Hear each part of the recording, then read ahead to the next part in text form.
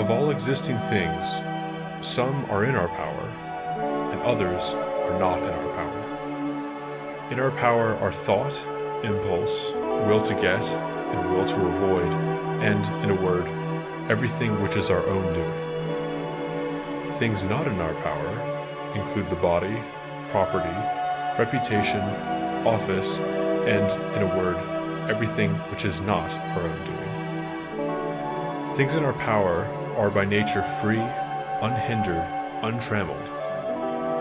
Things not in our power are weak, servile, subject to hindrance, dependent on others. Remember then that if you imagine that what is naturally slavish is free, and what is naturally another's is your own, you will be hampered, you will mourn, you will be put to confusion, you will blame gods and men. But if you think that only your own belongs to you, and that what is another's is indeed another's, no one will ever put compulsion or hindrance on you.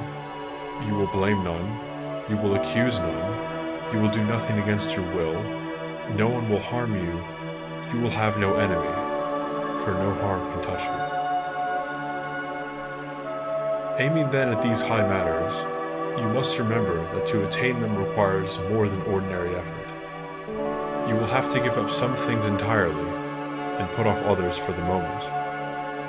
And if you would have these also, office and wealth, it may be that you will fail to get them, just because your desire is set on the former, and you will certainly fail to attain those things which alone bring freedom and happiness. Make it your study then to confront every harsh impression with the words, "You are but an impression, and not at all what you seem to be." Then test it by those rules that you possess, and first by this, the chief test of all.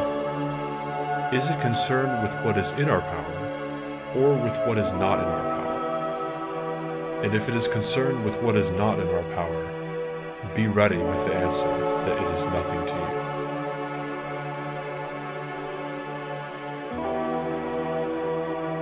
Remember that the will to get promises attainment of what you will, and the will to avoid promises escape from what you avoid.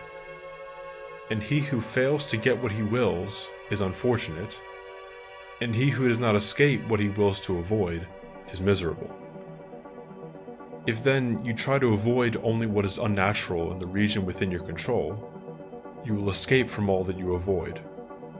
But if you try to avoid disease, or death, or poverty, you will be miserable. Therefore, let your will to avoid have no concern with what is not in man's power. Direct it only to things in man's power that are contrary to nature. But for the moment, you must utterly remove the will to get. For if you will to get something not in man's power, you are bound to be unfortunate, while none of the things in man's power that you could honorably will to get is yet within your reach. Impulse to act and not to act, these are your concern. Yet exercise them gently and without strain, and provisionally.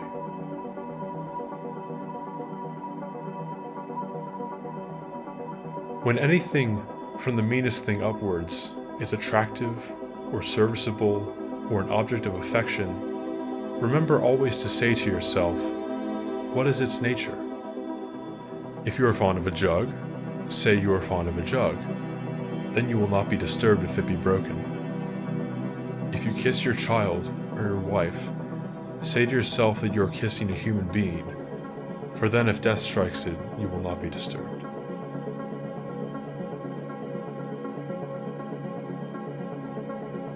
When you are about to take something in hand, remind yourself what manner of thing it is.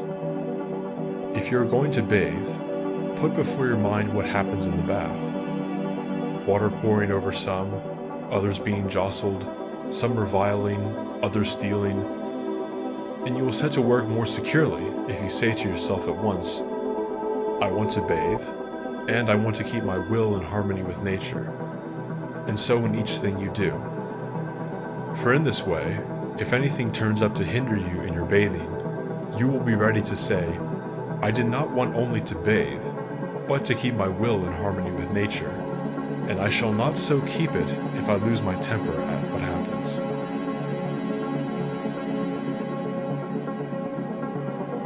What disturbs men's minds is not events, but their judgments on events.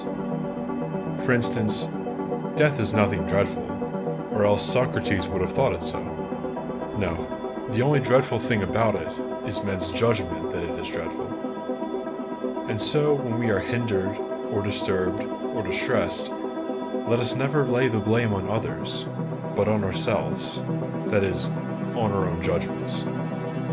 To accuse others for one's own misfortunes is a sign of want of education. To accuse oneself shows that one's education has begun. To accuse neither oneself nor others shows that one's education is complete.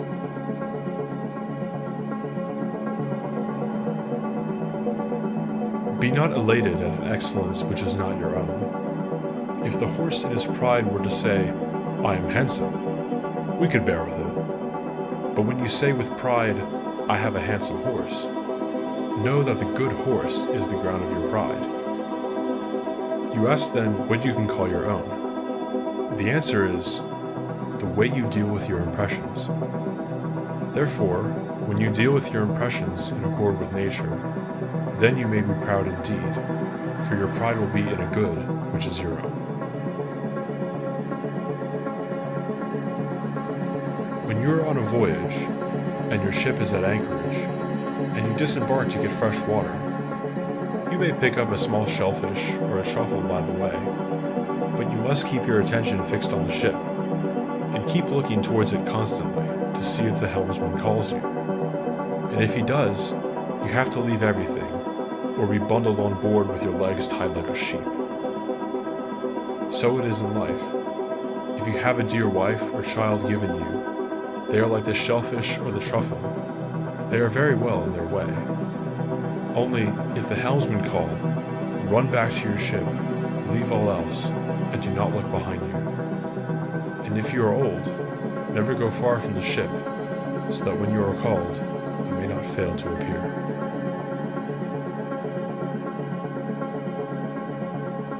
Ask not that events should happen as you will, but let your will be that events should happen as they do, and you shall have peace. Sickness is a hindrance to the body, but not to the will, unless the will consent. Lameness is a hindrance to the leg, but not to the will. Say this to yourself at each event that happens, for you shall find that though it hinders something else, it will not hinder you.